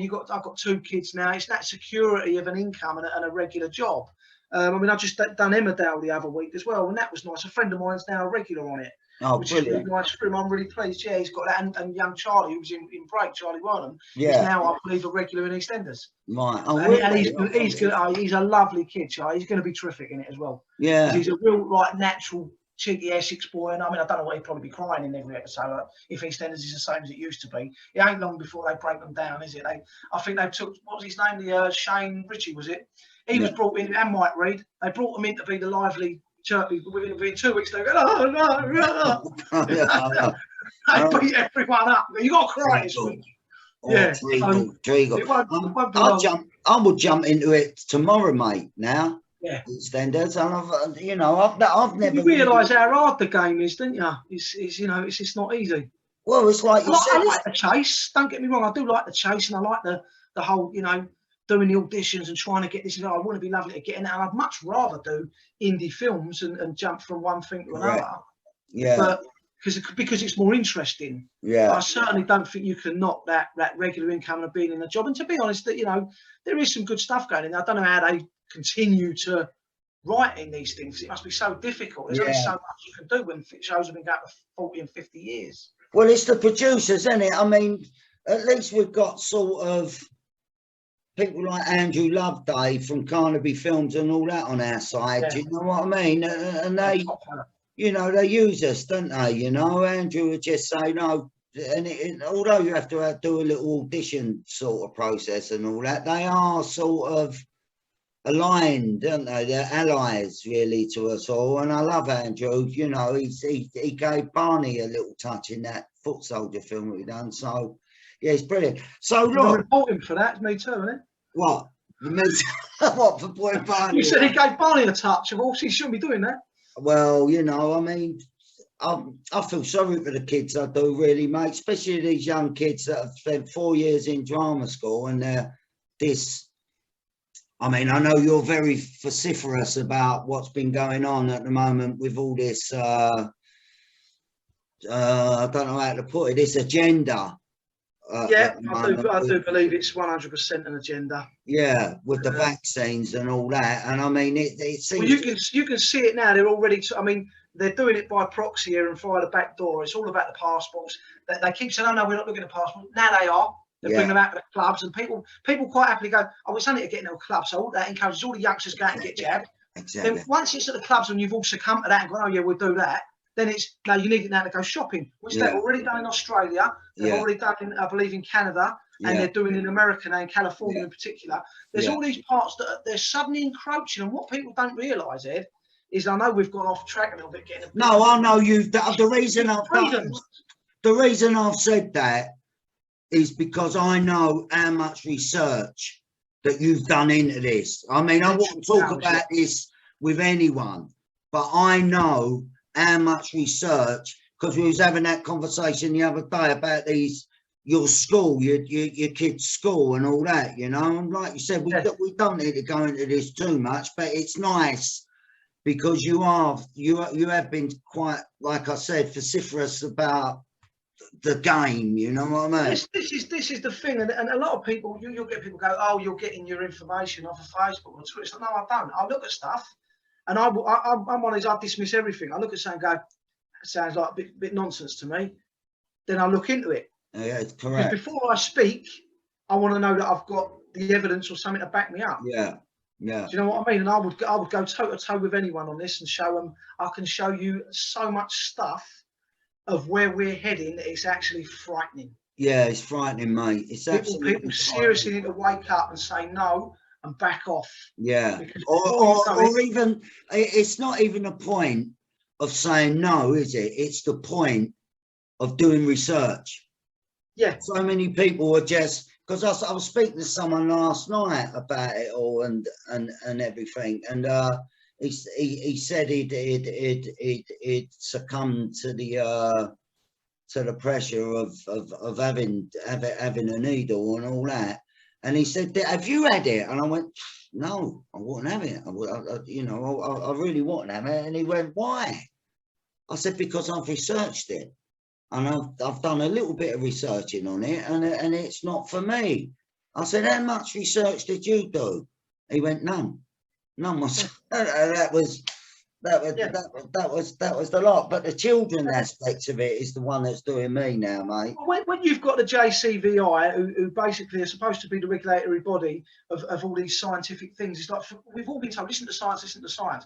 They come out and said, "No, don't give it to kids. The risks outweigh the benefits in this case because they get myocarditis, pericarditis, which is inflammation of the heart, which has really been played down in the media. Like, oh, most people get over it. That's dangerous. That's your heart. And in 4 or 5 years' time, these kids that have had myocarditis, when they reach 21, 22, could have a sudden heart attack and die." Yeah, well, it's an inflammation of the heart. Your heart doesn't regenerate like your liver or your kidneys will. They can replenish themselves. They don't heal. Your heart doesn't heal. Yeah, and there is damaged. And there is research out there that backs up what you're saying, isn't there? There's a lot of research. It gets swept under the carpet, but a A lot are not watching it, and they don't want to hear it. They don't want to know about it. Yeah. You know, which is really frustrating, because I've got a couple of people I know that have actually gone through the whole motion, and I said, you shouldn't have done, that's fine. Yeah. I've got a guy now rings me up, goes, I can't believe it, and it's really heartwarming when somebody said to me, you were absolutely bang on. I've had He it. said everything you've said has come true. I've had it. He said, even this current fuel crisis, I'm not going to go into too much of it now. Yeah. I knew about this coming 6 months ago. Yeah. Yeah. They said there'll be no fuel, there'll be no food, they'll be doing this. How is it I knew about it 6 months ago and it's coming true? And I told people 6 months ago as well. Yeah. And I'm now getting people phone up going, oh my God, you Yeah. was right. How did you? Because I'm reading the right stuff. I'm researching the right stuff. Right. All them other people that are just going about going, well, I'm all right. I've got a few quid coming in. I'm doing that. Yeah. This is bigger than all of us. And I'm not going to, you know, that's all I'm going to say. Well, all I'd like to say, for another time. All I'd like to say is that your Instagram is Michael Elkin, is it? Or what is it? Michael Elkin at Michael Elkin 9, I think. At Michael Elkin 9. And as I said, you're quite upfront about sharing your research on Instagram. So if anyone sort of, you know, has got a little bit of curiosity. I've been attacked. I've had a few people call me a stark raving nutter and batshit crazy and all that, but I really don't care. It's fine. It's not, when you've got kids getting injured, vaccine injuries and damage, and, you know, even in Australia, there was 3 kids apparently dying a day. Now I'm not going to 100% say that. Yeah, well, let's but what people should do is then research that. I'm not going to stick to facts. Yeah. Research it. Look at it. You won't find it on your Googles and all that. And what people don't know is your Googles are financed. A lot of them, they're all in the same pocket of the pharmaceutical companies that are earning billions from it. And the same people behind the whole thing that want to roll it out. Before, and Pfizer's just come out and said, we will never be back to normal. You will have regular vaccines. What about when you say, I don't want number 29, I've had enough now? Yeah. And they go, well, we're going to stop your money then. We're going to stop your money, we're going to stop your benefits, we're going to put you in a quarantine camp. And I know that sounds really extreme, and it is extreme. That's the extreme part of it. But it don't take too long to get there. No, your freedoms are your freedoms. How dare they say to you, do this, and you can have your freedoms back? Hold on a minute. Who told you could take my freedoms anyway? Yeah. That's like me standing there getting a girlfriend and saying to her, look, you get on the bed. Yeah. You can't go out. Yeah. Once you do that, and you'll be all right. You can go out with your mates. Yeah. That's abuse. In this case, the government and the state are the abusers. Yeah. I've had it, mate. I've had that freedom, that freedom taken away before. I mean, I've got, you know, when I got nicked for something that I never done. I mean, I was slung in there, mate. It was just, I've never experienced it. And I said this to my wife the other day. I said, because she's like, oh, they wouldn't do this, they wouldn't do this. But look, you're talking to someone that they did do it to, you know what I mean? They just come in my house at 7 o'clock in the morning, dragged me out of the bed. Next thing I knew, I was an A category prisoner in a prison, and I've done nothing. So if they can do that, they can do whatever they want, which we know about anyway, don't we, really? And I mean, the awful thing about this is, I think it's like Brexit, I think it's like all these things, all these people that actually have realised that it's not right. It's too far for them to say it now. It's like the Jews when they killed Jesus. They can never admit that Jesus was the Messiah, you know what I mean? Because they know him up on the thing that troubles me is how willing people are to give it away. And you'll get them saying, oh, well, it's something, you know, I had it because they said if I didn't, I couldn't travel. So hold on a minute. You could travel before. Yeah. So let's look at what they've actually done. They've gone, right, I'll tell you what you're going to do here. You're not allowed to travel no more. You're not allowed to go to a pub no more. You're not allowed to go to a football match. You're not allowed to go to a nightclub. You can't do any of that stuff. And you go, oh, what? So they take it away from you. They go, but tell you what we'll do here. You can have all that back if you do what we tell you. Go and get that done. Do what we tell you. Get yourself a passport. Who the fuck are they to tell you that? Yeah, they don't. The sky, the sun, all this is our freedom. They ain't got a clue anyway. Take it away from you, but people are willingly going, well, if you do that because I want to travel. You can travel anyway. They can't take that away from you. Yeah. And if the companies, if the airlines, all the rest of it want to play ball with the government and go, you can't travel unless you've had that job, we ain't going. Look how long they lost. They'll fucking fold overnight. They'll have no money. But this is what they want. The economy is being shut down at the moment. And it's going to be, and all these people that have been fighting for years, marching and going, Donald Trump's going to come over, he's doing a deal with Boris to take the NHS. The NHS is fucked. Yeah. It's gone now. You know what? Your whole demeanour has changed when you've got on. Yeah, but it wasn't. Do you know what, though, Ed? I'll settle down a bit, but it hasn't been done on Trump's watch. It's not been done on Trump's watch. Yeah. It's been done on Boris's watch. It's been done on Joe Biden's watch. It's been done on all these other people. You know, the NHS, and you can say, oh yeah, it was because of the pandemic. Bullshit. Yeah. The way they handled this whole thing has been utter nonsense. Yeah. Yeah. It's been utter nonsense. It's been over the top. I've had COVID. Yeah, I have. I've had it. There you go. I was fine with it. And yeah, a lot of people weren't. Most of them had comorbidities. And I'm not saying it don't exist. Yeah. Yes, there was something there that made people very rough. And a lot of people, mostly the elderly, when you look at the actual stats and the figures, it don't take a lot to research it. Yeah. I mean, it's very difficult because some people, whether or not how they went over or whatever, some people have actually lost people, right? They've lost their loved ones, they've lost this, and they've lost that. So I think there is a sort of like a catch-22 around it already, because you know there is, Ed, but suddenly flu went away. No, I don't mean that. I'm trying to put the words right, really, because as you know, I'm in total agreement with you. Total 100% absolute total agreement about it all. You know, this is us now. We're finished, don't you? Ostracised from society, ridiculed. Well, us? No. Oh, yeah, you're not allowed to say it.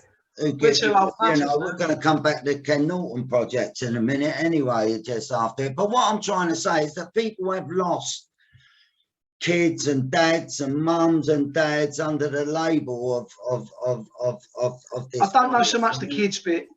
Not so much kids, but you know, just people that have lost people and all that. And it's very difficult.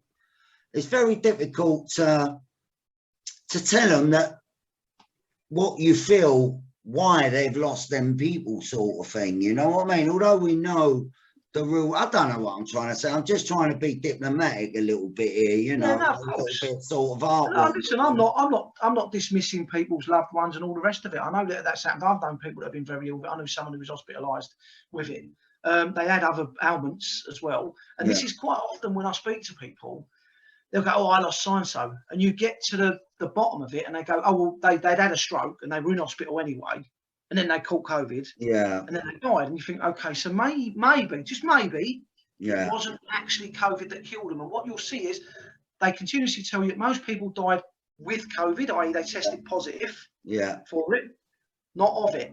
Yeah. Do you know what I'm saying? So it's like, okay, so and that helps raise all the figures of it. And it's like, yeah, it probably killed a lot of people, but I think the true figure's a lot less. And it was used as a tool to go, hold on.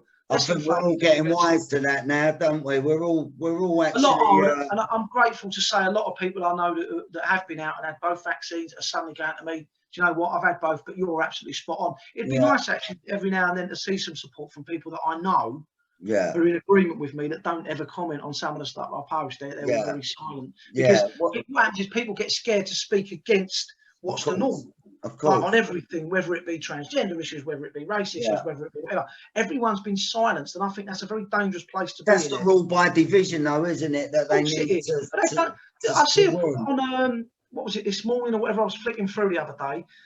And this terrible thing that happened just up the road from me, actually, this poor young girl that's just been murdered. They've just arrested the guy down in Eastbourne that supposedly... the Kidbrook one, the school teacher, that supposedly committed this... Sabina, let's name her. Sabina, really give her a name, sort of. It's Sabina, isn't it? Yeah. I mean, but I saw a programme the other day where they said they're mooting the idea that all men should be curfewed at 9 o'clock. Yeah. All men. So we've all, at 9 o'clock, we all got to go in and stay in for the safety of women. Straight away, for the sake of this one lunatic that's done this, and yes, I know there's absolutely crimes being committed against women. Yeah, It's not, so all men have got, so straight again, that's this dividing, putting a wedge between men and women. So we've had gay, straight, black, white, trans, straight, trans, gay, whatever, trans, lesbian, all these different categories. Whatever, I think. And boxing people. We're all just people. Yeah, just people, mate. And there's good and bad in every single people. To put a wedge between people and put them in boxes and divide them. All right, men have got to stay in because of that. All policemen are bad because that one policeman murdered that Sarah Everard. Crazy, mate. You can't carry on like that, but it's done on purpose. It's a tool used to divide people. And if we're all divided and arguing about those issues, we're missing the bigger picture. Oh, absolutely. Not to say that what happened to Sabina isn't a big picture. Obviously, it's an horrific thing that's happened. Yeah. I'm just saying there's lots more going on that they'd like to divert you to and go, oh, well, let's have a bit of that for a minute. Now, why do you think people ain't making films about this stuff that's going on at the moment? Because surely that's got to be the topic now of filmmaking. If anyone made a film regarding the topic that you've just spoke about, you got no chance. There's actually a film called The One with Rick Mao in it, or One by One it's called. Really? Yeah, One by One with Rick Mao. Just before he died, he made it, and it's basically, there was another one with John Cusack, I believe. I always get moved. Is it Cusack? Yeah, John Cusack. But the Rick Mao one, One by One, is basically where all these globalists, right? And this is the realm where people go, oh God, he's lost the plot. And I'm not saying this is 100% what's happening, but all these globalists meet every year in these big fancy places. No one's allowed to take minutes. No one's allowed to take sides. What do you think they're talking about? The world's most powerful people, all the governments, all the Bilderberg Group, all the Rothschilds that run all the money and the finances. What do you think they're talking about? You'd never know. They're all sat there. One of the biggest things they've always spoke about is overpopulation of the world. Of course. And they're all going on about global warming at the moment, going, oh, it's such a terrible problem. So who's to say they haven't sat around? And I've actually seen a lawyer sat around a table at the moment called Rainer Formich. People need to look up Rainer Formich if they haven't already. There are lots of court cases going on at the moment about all this stuff that's going on at the moment, saying there's crimes against humanity. They've sat around and agreed that, yes, one of the biggest issues facing the world at the moment is overpopulation. How do we deal with it? Now, they're all sitting around the table. Who's to say they haven't gone, well, if we have this pandemic, inject loads of people with a slow kill thing, with graphene oxide or whatever's in these vials that they're injecting into people, that slowly, over time, 4 years, 5 years, start to make people infertile, start to wipe people out. They have strokes, they have aneurysms. Now, that's already been happening. People have had aneurysms, they have had strokes, they have had heart attacks, they have had heart issues. But it's getting swept under the carpet, and so many people don't know it's even happening. So who's to say that they haven't done that? And that's what this film with Rick Mao, One by One, is all about. Right. Mel Gibson, who's never been one to shy away from these sort of issues, is currently making a film about the Rothschilds. Yeah, wow. Wow. And already he's been ostracised for it because a lot of the elites in Hollywood and all that. He don't give a monkey. No. And this is the thing, all these people that for years have been out marching about, oh, save the NHS, they're all silent on what's going on at the moment. Yeah. They can't see that we're being taken over now. This is the globalists now. This is part of all their plan. All the stuff that they feared about is all the globalist anti-capitalist marches. This is it, but they're all seemingly in agreement with it because the way it's been done, surreptitiously sort of shoved into society, they don't even realise it's going on. Yeah. They're almost blind to it. And it's like, hold on a minute, step back and look at it. And it's so clear to see. It's blindingly obvious. Yeah, it's blindingly obvious. I've tried so hard. I've said to people, I hope I'm wrong in stuff I've seen. I hope I'm wrong in stuff I've read. I hope the research I've done is wrong. And then I put that to other people that are like, and they go, you're not. Yeah. You're not. The evidence is so overwhelming of what's going on that this is all part of a bigger plan. It's just about trying to sort of herd people into just, I mean, anything else you would research. I mean, if you want to, I know people that want to buy an armchair. Yeah, or a car. They go on Google and they research armchairs and they research like cabinets and they do that. They spend a couple of hours researching what we're going to do, I've never ever known this to have such a heavy time of this life when no one's researching nothing. Everyone are just marching. They get told. I think as well, a lot of the people now get their research from social media like Facebook, like Twitter. And again, there's been evidence coming to light now that Facebook are censoring news they don't want you to see, but they've invested millions and billions into the pharmaceutical industries as well. So for them, it's a no-brainer. And a lot of people keep citing these fact check things, where they're Politico Fact and all these things. Good, mate. Do a few checks. Go on there. Go. Who owns PolitiFact? You'll find a name. Get that again. The Gates Foundation and all the people at Pfizer. It's the same people that own everything, and they're feeding people exactly what they want to feed them. A few years ago, people have got it up like a Big Mac and chips. A few years ago, because everyone says, "Oh, Gates is going to make the chips." Don't talk bollocks. He's not going to. But a few years ago, he and this is on video. He said the way to curb population is by vaccines, really, and I mean, there's the smoke and there's the fire, really, isn't it? You know, he did it in India, Ed, which I know is a place you visited a lot. Yeah. And people, again, it's not hard to research. I think this is actually on Google. It's one of the things I don't think they've censored yet. But you research it, and back in, I think it was 2007 or something. Yeah. He went to a village in India, injected something like 200,000 young girls. They were crippled, half of them. Their uteruses fell out. They were all made sterile. And that was an early HPV vaccine that they were putting out. I mean, look, I've had vaccines. I've had loads of vaccines. I've had all your hepatitis ones. I've had your tetanus. I've had all, when I've flown to Turkey, I've flown to Thailand. I've had all these injections. Yeah. What I'm now finding out about these things, I wish I don't trust any of it now. No. Now I've gone full circle. Now, you could say I'm anti-vax. I don't believe in any of it. Yeah. Eat healthy, live healthy, do whatever. If you snuff it, you snuff it. Yeah. But you don't need some bloke going, I've just concocted some chemical. Yeah. I'm going to jab it and it'll keep you alive. Will it? Who are you? Are you getting any money out of it? 100%. Then I'm going to question you. Yeah, 100%. Here's a story for you. The stuff they tell you, even with the art inflammation, they go, oh, but it's a side effect. You might get that, you might get, but it's perfectly normal. If you feel really rough, it's perfect. They keep changing. They think, oh, you can still pass it on. Oh, you can still catch it, but you won't be hospitalised. Years ago, I used to go to the Rosendale pub or whatever, and I remember I was skint this particular time, and a lot of mates were going out. This probably isn't a great story to tell here, but at the time it was the E's were out in full force. Everyone was going out buying their doves for the weekend and going partying down at Zap in Brighton, or Bonnie's in Southend Lane in Grove Park and all around there. So lots of lovely little clubs that everyone used to go to. I was skint. I raided my mum's medical cabinet and got a load of these vitamins, and I took about 10, 12 of them in a bag, and I took them down to my local pub because I only had about a fiver in my pocket, and I met my mates because they was all going out and I didn't have no money, and I knocked them all out for a tenner a pop. I bet they were buzzing as well, weren't they? So this is a funny thing. Some of them went, oh, these are blinding, like those vitamin pills, right? Some of them come back and went to me, these are shit, and had a bit of a moan. And I went, for the most part, I went, no, they're the new ones. I said, you've got to chew them. So did you chew it? I went, no, I swallowed it. I went, nah. And I said, the things else, you've got to chew it. I said, that will come on you in a couple of hours. I was going to somewhere else. And I told everyone a different lie to suit my own agenda. Yes. I gave one back to some like hard body who come back and went, oh, you took the pictures, you shit. And I went, hey, you're running back. Yeah. Everyone let's bang on that story. Bang on. And right, good night. But this is what they're doing. I was lying to go, oh yeah, and feeding people. And that's what they're doing. I mean, it's, oh, you will catch it still. Oh, you can pass it on, but you won't be hospitalised. They're changing it to suit themselves. I don't understand, mate. I don't understand how people are getting so gullible at the moment, mate. I mean,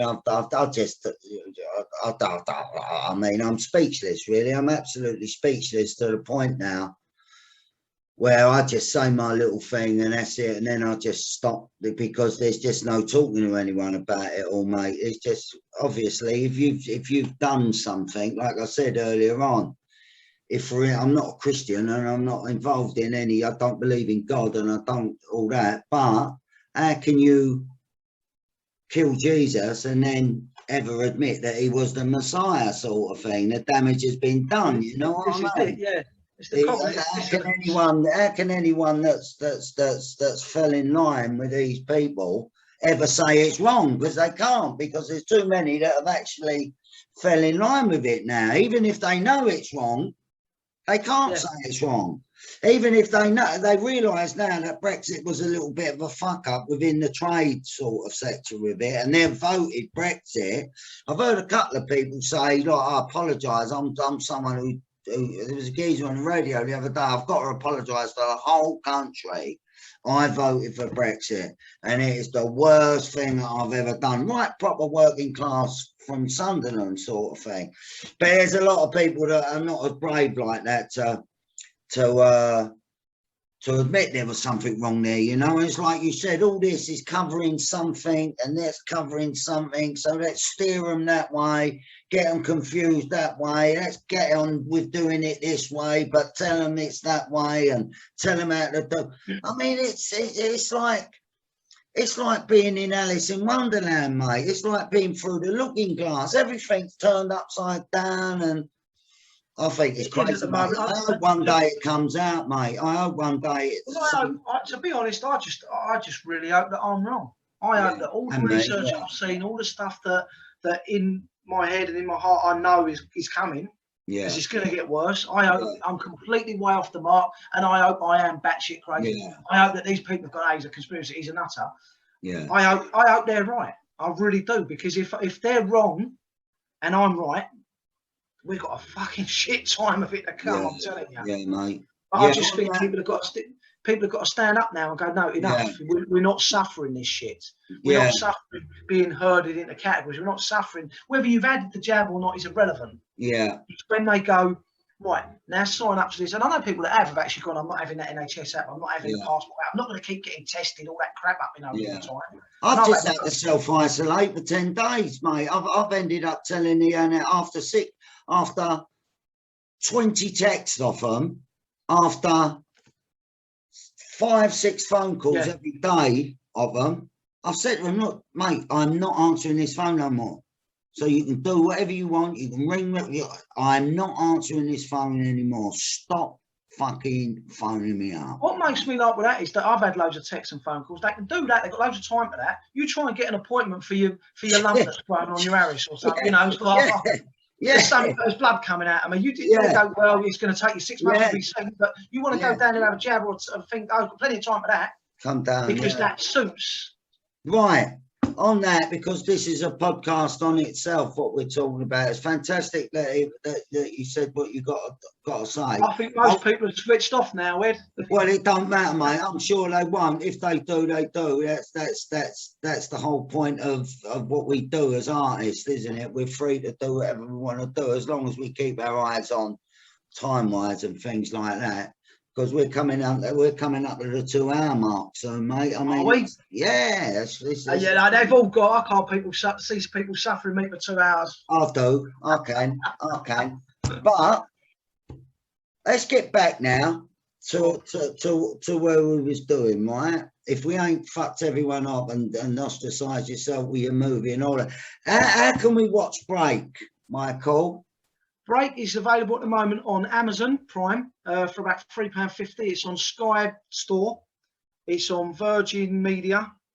I think there's other stuff. It's on iTunes, so they can watch it on their phones and all that. I prefer people to watch it on a bigger screen rather than a phone, but either or, it doesn't really make any difference to me. Unfortunately, we were talking to Netflix, but can't seem to get a look in there at the moment. I'm sure that'll happen, though.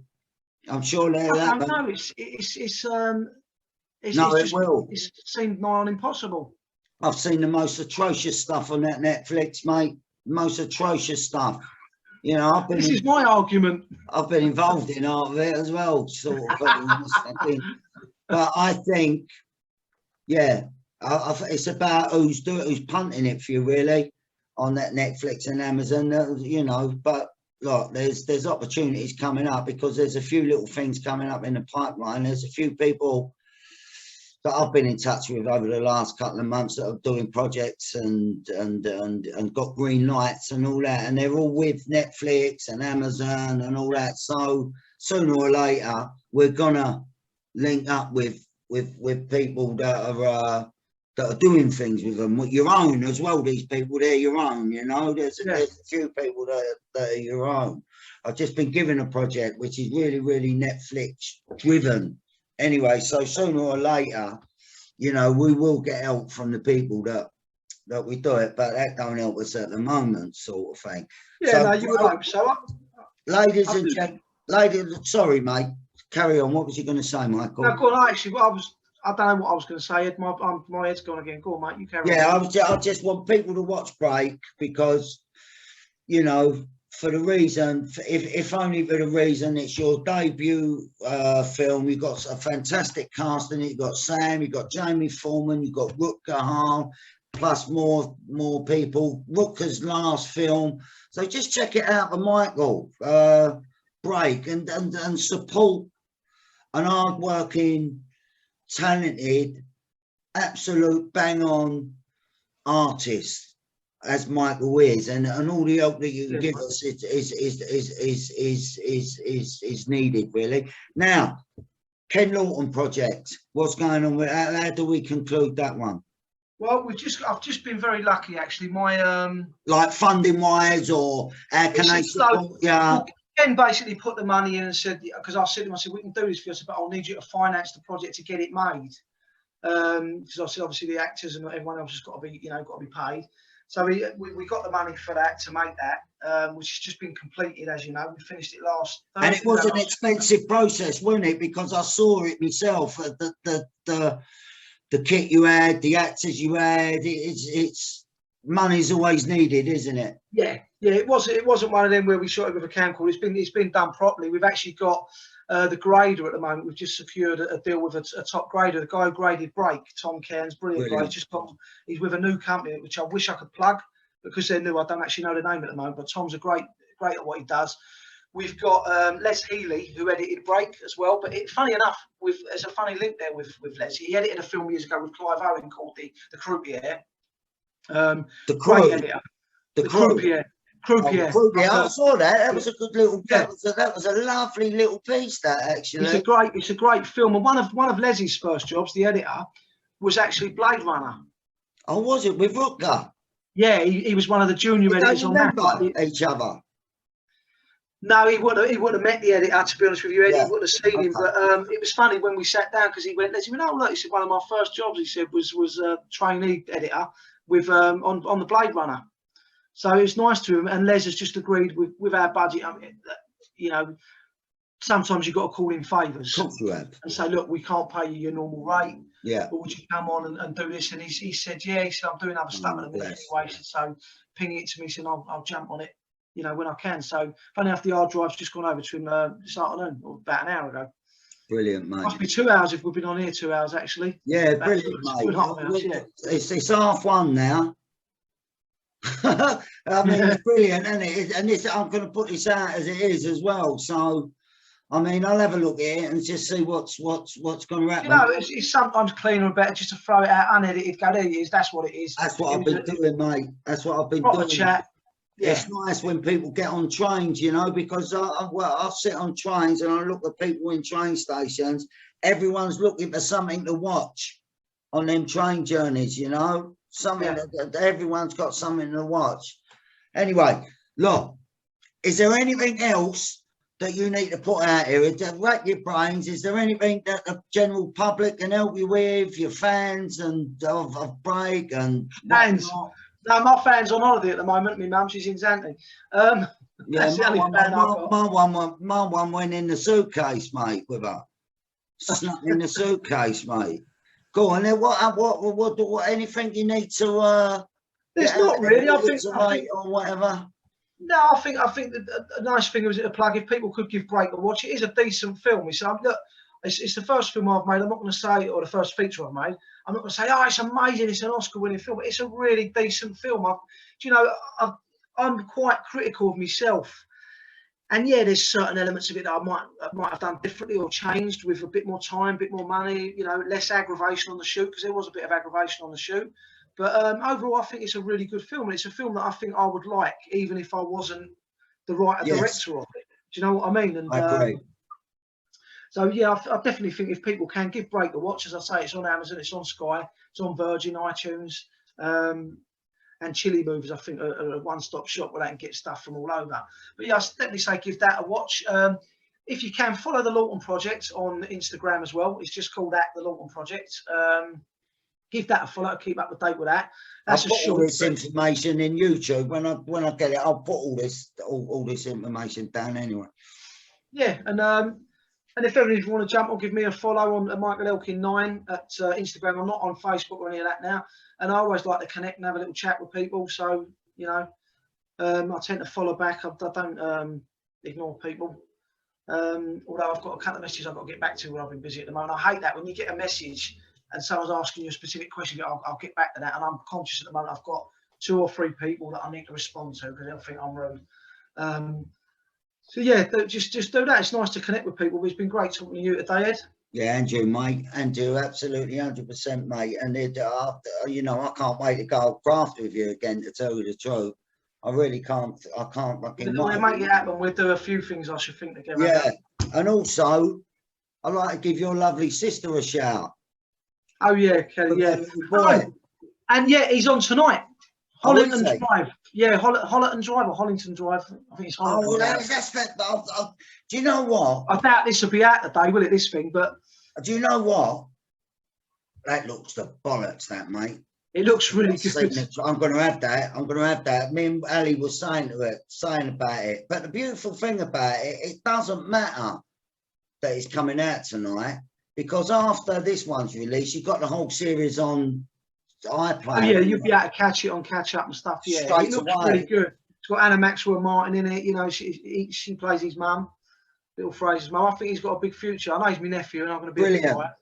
I love the story that you was directing him on the Zoom for him, mate. That's such a beautiful thing to do, you know.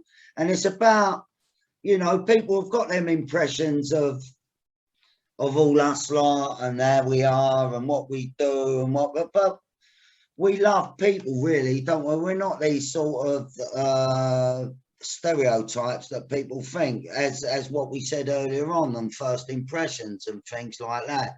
If we can help people, we can get people and we give people advice and we can help people. It's like me with Barney, you know. I'll try everything that I possibly can to get my boy into whatever can be got into, you know, because that's what we do. Yeah, but look, mate, thank you so much for taking this time. It's been I've really enjoyed this one. I've really enjoyed it. I've enjoyed the diversity of this one, mate. But yeah, we did go off topic a couple of times. I love when your vibe changed, mate. When you I mean, your art's in it. I know it's in it. I know it's in it, and it would have been awful to do this thing without you speaking what you wanted to speak about all that sort of thing. So I do get passionate about it. I do get frustrated. I wish people would just wake up. Yeah. Every now and then you meet someone that, and it's funny, it's almost like a secret club. They go, oh no, I'm not doing that. I'm not, you know, I can see what's going on. But people gradually, and there's a lot of people now that are, even though they've had it, even though they were on board, who are going to me, actually, do you know what? I saw this the other day and you were right about waking up, mate. And they are suddenly going, oh, and that's what's needed, because I tell you what, before we know it, it'll be on us and there'll be no turning back. If you let it go so far, and our life will change. I mean, it has. You look at how this last year and a half has been. You can do another podcast now. Let's wrap it up. We're going to end up with another hour's worth of thing. But look, Michael, all I can say is really, as I do at the end of everything, you've been weathered. Thank you so much. And yeah, thank you, ladies and gentlemen. Please take notice of the stuff that you can help Michael with. Break, KEN LAWTON Project. Check out his Instagram at Michael Elkin 9. Check out, Google him, look at what he's doing. Just fantastic. All the support that you can have. And all that's left to say is, Michael Elkin, thank you very much, sir. Cheers, Ed. Good talking to you, mate. Speak soon.